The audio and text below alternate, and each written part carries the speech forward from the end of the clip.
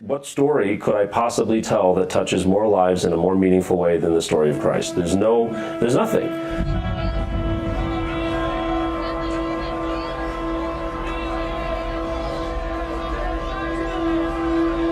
I was telling the other members of the cast, it's like we're getting a glimpse of what it's like to be part of something really big, and you get the chance to see beautiful performances of your friends and yourself on the screen, and it's like, that's surreal. That's really something. Now, do you have a favorite part? Oh, I have to go with the scene with little James and Jesus, just because that's a scene that's going to be so relatable to just about everybody, of why are others getting what I'm not getting. And I was actually asking both Jordan and Jonathan, like, how did you feel about how that scene was written and answered? And they were both like, I don't know how you could address it any better. I hope people will feel the power of the message in that.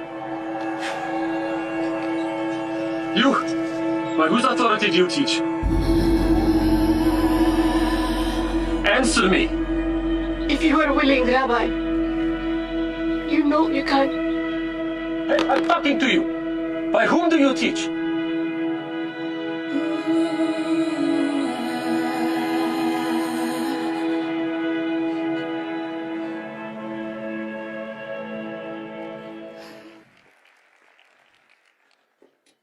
I'm going to sit with you, if that's okay. I'm sure Nick is just going to be, Nick is going to be incredible. What happened here? Oh, I knocked the pack out. There we go. Let's give me some more slack. I think we're good. I think we'll be okay. Nick's going to fire it up after this, but Noah and Amber were just incredible. So I'm just going to share with you some of what has been on my mind when I was invited to be a part of this. And I'm going to refer to some of my notes because I was still trying to decide, just even minutes before we started this program, exactly what to say. As an actor, you want to tell stories that touch people's lives. And there's few stories that touch as many lives as the story of Jesus in the Gospels. So as an actor, I've kind of hit the jackpot of the kinds of stories that I could tell. And I'm not a therapist, and I'm not a psychiatrist or a psychologist. I have no credentials to tell anybody how to live your life. But also, one of the dreams that many actors have is that if you're ever given a platform where you can share a message to make people's lives better, I want to do that with that platform. So that's what's behind me sharing some of the thoughts that I have today. Thank you. So I'm very private, and I always have been, about my faith because it saved my life. My parents moved here from India. I'm a Minnesota boy born and raised. Thank you. And the Indian culture didn't translate so well into raising a kid in the United States. And it was really, really difficult. And I almost didn't survive it. And I knew at the time that there was a voice stronger than my own that was guiding me and preserving me. And so some of you are familiar with that footprints in the sand concept of there's two tracks on the beach, and then there's one set of tracks and then two sets of tracks. And at the time that there was only one pair of footprints, that was Jesus carrying me. I was just too young to know what that was at the time, but I knew I was preserved. So the way that I've been living my life for so long has been that I am only here to do God's will. That's all I'm here to do. And I knew that I wanted to try to make other people's lives easier because of what I had gone through. And I was 24 years old when I had the words come to me about what that meant. I worked for a company that made sports mouth guards. And the founder wanted to include in all of our products a little bonus gift of a hollow capsule that you could unscrew and write something on a piece of paper and put it inside the capsule. And that way you could wear it off of a necklace or carry it off of your belt loop or put it on your bedpost, but you could have your message or your dream, whatever you wrote down, with you at all times. And so what I wrote in mine was that my dream was to make the biggest possible positive impact on as many people as possible, protecting them from the evil in themselves and others. And I didn't know how I was going to do it. Thank you. I didn't know how I was going to do it, and it's a very bold thing for a 24-year-old to even declare, but it didn't seem like a bad reason to exist. So over the course of the last 20 years, I've just tried to make an impact, and my sphere of influence has continued to expand. I was just recently on the negotiating committee for SAG-AFTRA, responsible for one of the 34 people responsible for the strike. So I'm so sorry for interrupting your television, but we were fighting the big, scary corporations. But I've been able to grow the sphere of influence from just focusing on doing God's will. And so I wanted to share with you, there's a scene at the end of season 3 in episode 8, which is also in the Gospels, where Jesus walks on water, where Jesus says to Simon, "Eyes on me, keep your eyes on me." And it's when Simon takes his eyes off of Jesus that he sinks. And it made me think,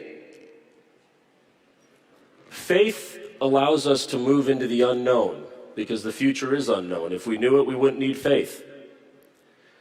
And so when you have a purpose, when you have a goal that is really meaningful for you, it gives you a reason every day to get up and endure and to enjoy life.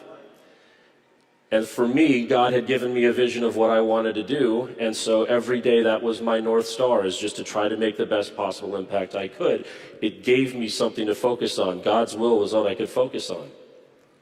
And as an actor, your life is it can fluctuate, because you have lean times and you have the times when you're prospering, and so you can't really be too hung up on comparing yourself to other people, because every journey is different.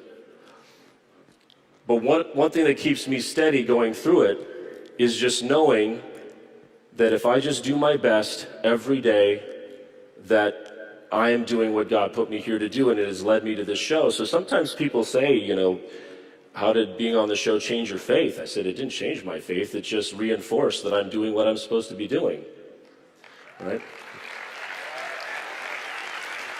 Otherwise, God could take me out at any time, but I'm still here, which means that I'm doing what he wants me to be doing. So one of the messages that I wanted to share with you is just, it's very hard to see growth or progress in a day, in a week, a month, sometimes even years. But if you keep the faith and you keep your eyes on God, things will work out better than if you don't. Right? But that led me to something else that I wanted to share, because we did a talk. This is like the first experience like this that we've ever had as a cast. We did one small talk in Arizona in September, so this is new for all of us. Yeah, thank you for being our first. Thank you for being our first. And I just happened to mention how I considered self-harm when I was a child, because we were just going through such a hard time. And statistically, 1 in 11 of us in this room have considered it. And so I wanted to just bring that present for us about why I think it's so important that we take care of each other. There's a show some of you might have seen on the History Channel. I think it's on Netflix now too. It's called Alone. Some of you seen it? And it's basically where they drop a dozen people off in the remote wilderness, far enough apart from each other where there's no hope of them connecting with each other. And it's a game to see who can survive out there the longest completely alone. And they even film themselves like they are alone. And they only have the clothes on their backs, and they have some modern tools like an axe, tarp, wire, but not much. And the record for the longest that someone was out there on that show on their own is 100 days. 100 days. And it made me think, how is it that with all the modern technology and knowledge, somebody can only make it out there for 100 days? And the answer is because they were alone. We absolutely need each other, literally. We do. And when there's a philosopher, Friedrich Nietzsche, hopefully I said that right, who said something like, if you have the right why, you can endure almost any how. And taking care of each other is a pretty good why to exist. So I wanted to share, there was a story. So some of you have heard that quote by Margaret Mead. She's an anthropologist. She's the one who said that quote that never doubt that a small group of committed citizens can change the world. Indeed, it's the only thing that ever has. But there's a story where she was asked by a student what she considered to be the first sign of civilization in a culture. The student expected Margaret to talk about fish hooks or clay pots or grinding stones. But no, Mead said that the first sign of civilization in an ancient culture was a femur, a thigh bone, that had been broken and then healed. She explained that in the animal kingdom, if you break your leg, you die. You cannot run from danger, you can't get to the river for a drink or hunt for food. You are meat for prowling beasts. No animal survives a broken leg long enough for the bone to heal. A broken femur that has been healed is evidence that someone has taken the time to stay with the one who fell, bound up the wound, carried the person to safety, and has tended that person through recovery. Helping someone else through difficulty is where civilization starts, she said.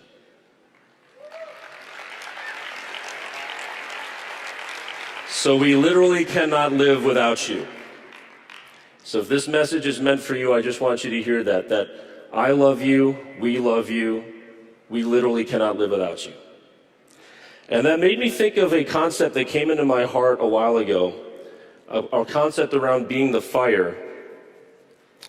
I was imagining how life can sometimes feel like we're alone in this cold blizzard. It's hard to see. The elements are against us. And then if you see a light or a source of fire or heat in the distance, of course, you're going to go towards that fire and that heat for warmth. And once you're there and you can warm yourself, you can start to strategize. Okay, I'll get some food, I'll get some wood.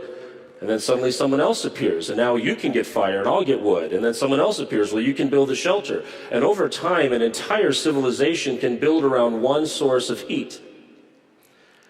I try to be the fire in my life, and I want to encourage each and every one of you to be the fire in yours for the people around you. Okay.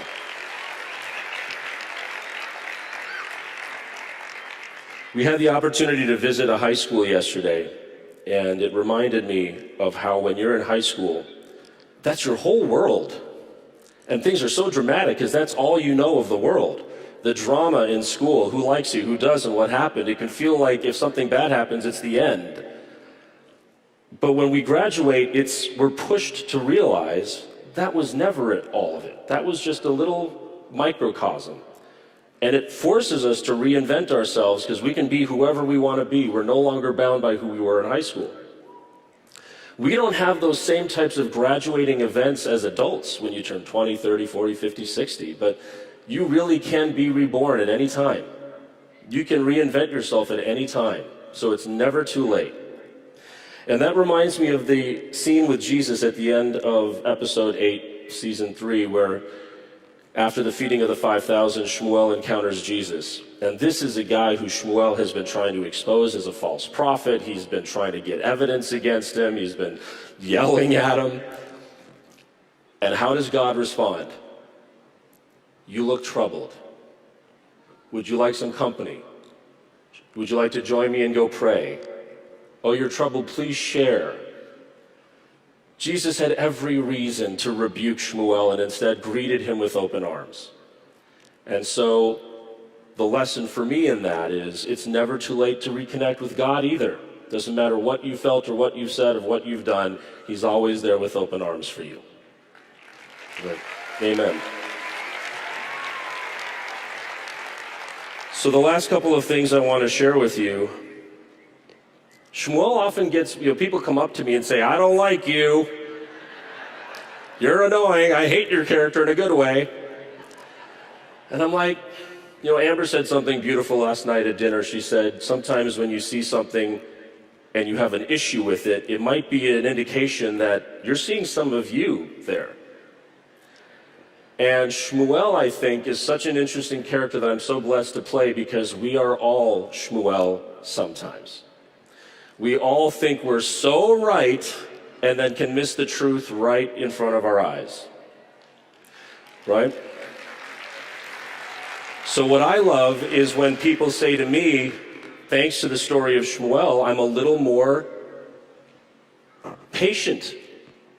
I'm a little less judgmental with those who disagree with me, because someone might be wrong, but that's okay. We're all wrong at certain times. It doesn't mean they're a bad person. It doesn't mean they're a villain. And actually, me making their life worse isn't going to help them be better in any way, shape, or form.